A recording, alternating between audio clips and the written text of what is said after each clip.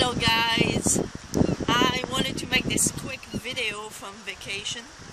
I am at the shore of the Manche Sea, and the Manche Sea is the sea between England and France. So it is at the north of France and at the south of England. And the reason I wanted to make this video was to talk about something that applies to vacation. Now, since 2015, I am taking a 2-month vacation every summer.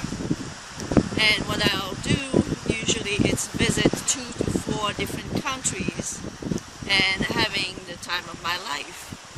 This year, I started with northern France, the west northern France, Brittany, and I am in Saint-Malo right now. I'll be going southern Brittany next week. Then the week after that, I'll be flying to Germany. I'm going to visit Berlin in Germany. I've never been there. After that, I'll be flying to southwest England, nearby Bristol, and I'll be there for about 3 weeks. Then I'll be going to London for a week, and from London I'll be flying to Glasgow, Scotland, where I'll be staying for 3 weeks before I fly back to France, where I am living now. So the reason why I wanted to make this video is to ask you this question: when was the last time you could truly enjoy vacation, your vacation, some vacation, as a Jehovah's Witness? The truth is that when you're a Jehovah's Witness, you are basically, like in many different other areas, stuck between a rock and a hard place. On one hand, you could disobey your leadership and say, well, what the heck, I'm not going to attend any meeting while I'm on vacation. So this means that you would not be attending meetings for anywhere between a week to 3 weeks, depending where you live in the world.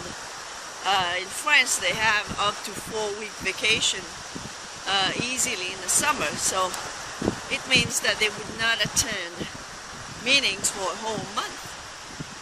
Or you could decide to obey your leadership and go to the meetings even on vacation. Well, this means that, especially for a guy, you would have to pack your suit and tie in your vacation suitcase, which is frankly not the type of thing that most people want to do, right? It's interesting that even corporation, even human bosses, you know, they allow their employee to take a break, to take a full break from their job and not worry about anything that they're doing all year long. But not with Jehovah, oh no. With Jehovah, there's no such thing as vacation. So either you pack that suit and tie and that little skirt below the knee to go on vacation, or you feel guilty. Because believe me, I remember that. I remember those days.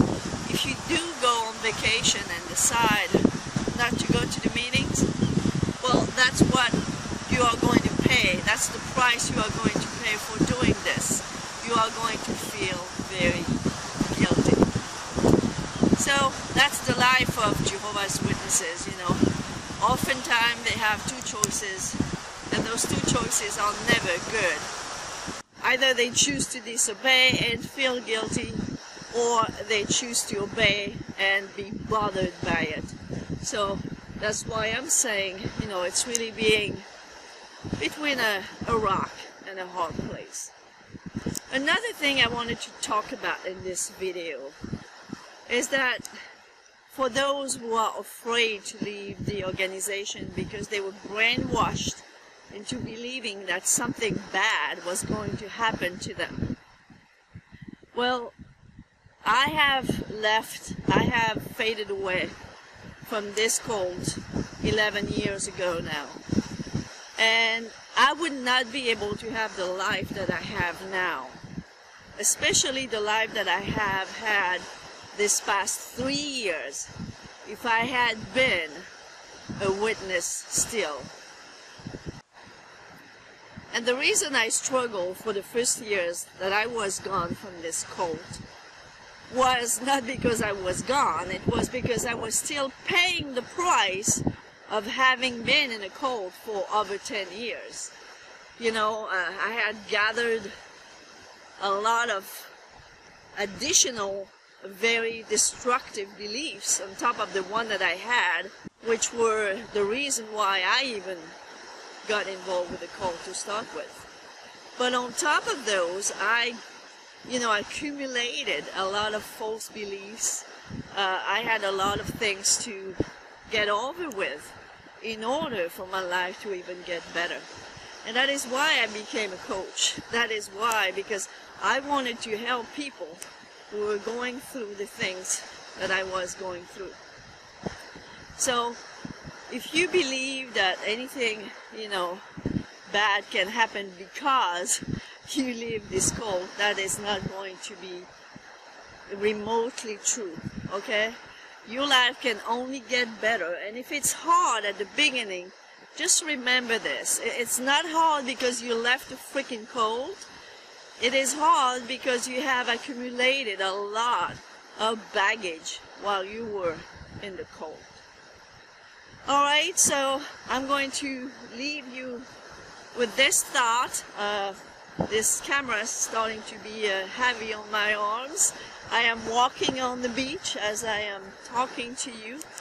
And I'll be making another video. I don't know exactly where, maybe Germany.